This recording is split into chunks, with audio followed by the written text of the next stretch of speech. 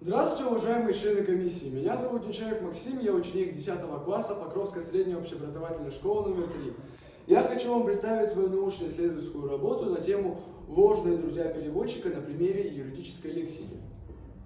Шотландская пословица гласит «False friends are worse than open enemies». Ложные друзья хуже, чем видимые враги. При изучении английского языка мы часто сталкиваемся с словами, которые внешне и по звучанию похожи на слова родного языка. Однако при переводе выясняется, что значение этого слова совсем другое и не соответствует нашим ожиданиям. Такие слова называются ложными друзьями переводчика. Актуальность темы заключается в значимости и недостаточной разработанности данной проблемы. Межязыковые амонимы часто вызывают у учащихся трудности восприятия языка, а у переводчиков трудности в переводе текста. А значит, с этим нужно как-то бороться, преодолевать и учиться различать межязыковые амонимы как на письме, так и в устной речи. Цель нашей работы – познакомить учеников 7-8 классов с понятием «ложные друзья переводчика», чтобы избежать ошибок при переводе. Задачи – изучить теорию по данному вопросу. Экспериментальным путем выяснить, насколько актуальна эта проблема для учащихся нашей школы, выявить частые ошибки среди учеников 7-8 классов, проанализировать словарь английского языка QMK English и составить мини-словарь в помощь учащимся, рассмотреть проблемы перевода ложных друзей на примере юридической лексики, разработать сборник «Ложные друзья переводчика». Объект исследования – ложные друзья переводчика в английском языке. Предмет исследования – изучение восприятия учениками 7-8 классов ложных друзей переводчика. Гипотеза нашего исследования. Ученики могут неправильно перевести ложных друзей переводчика на русский язык, так как будет опираться на родной язык. Определение и первые исследования. Термин «ложные друзья переводчика» появился во Франции в 1928 году в работе французских ученых Кеслера и Дереконьи. Итак, ложные друзья переводчика – это пара слов в двух разных языках, одинаковые по произношению или написанию, но разные по своему лексическому значению. К первому типу относятся слова исходного языка, схожие по звучанию и написанию со словами переводящего языка, но имеющие абсолютно разное значение. Например, артист – художник, а не артист. Фабрик – ткань, а не фабрика. Лист – список, а не лист.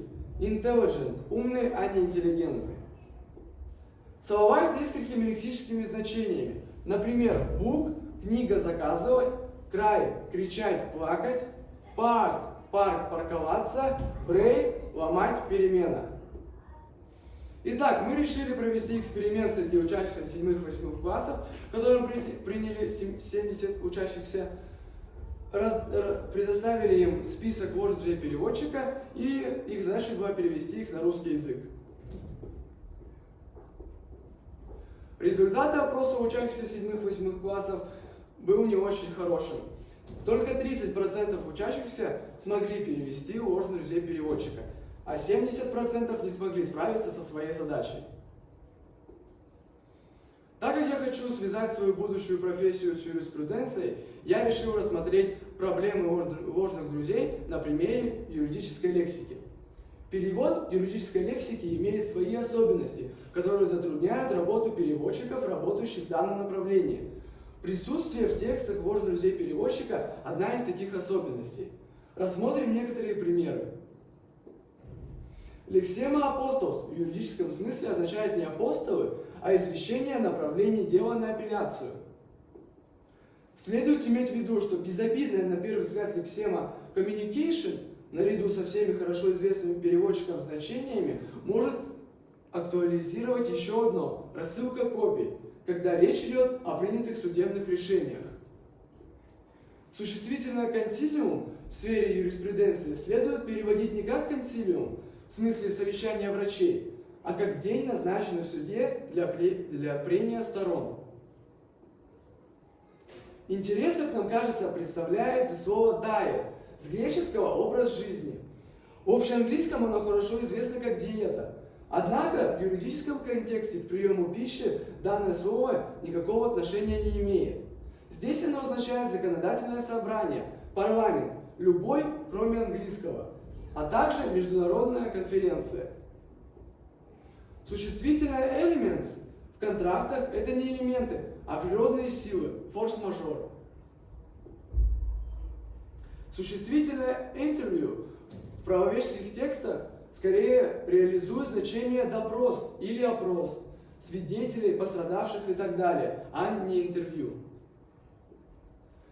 Мы проанализировали около 30 наиболее типичных случаев неточного перевода слов, имеющих в указанных языках фонетико-графическое сходство, но при этом различающих в своих значениях частично или полностью. Данная проблема требует дальнейшего пристального изучения, что позволит минимизировать ошибки и неточности в работе переводчика. Заключение. Посчитав результаты, мы пришли к выводу, что осведомленность учащихся о ложных друзей переводчика невысокая. Лишь малое количество учащихся знает истинный перевод представленных слов, а значит, проведенная исследовательская работа является актуальной. В помощь учащимся мы разработали словарь ложных друзей переводчика, а также начали разрабатывать сборник, в который включены слова из разных сфер – юридической, медицинской, научной, экономической и сферы образования. А также мы хотим создать мобильное приложение в помощь учащимся. Наши рекомендации во избежание ложного перевода текста всем тем, кто изучает английский язык, можно дать следующие рекомендации. При переводе всегда следует быть внимательными и перепроверять сомнительное значение слова. При переводе слова исходить из общего содержания мысли переводимого текста. Соблюдать стиль и жанр переводимого текста. Таким образом, переводчикам нужно быть бдительными, чтобы не исказить суть переводимого текста и не попасть в неловкую ситуацию. Как говорил великий лингвист Виктор Николаевич Крупнов, перевод – это такая деятельность, в которой нет места шаблону. Спасибо за внимание.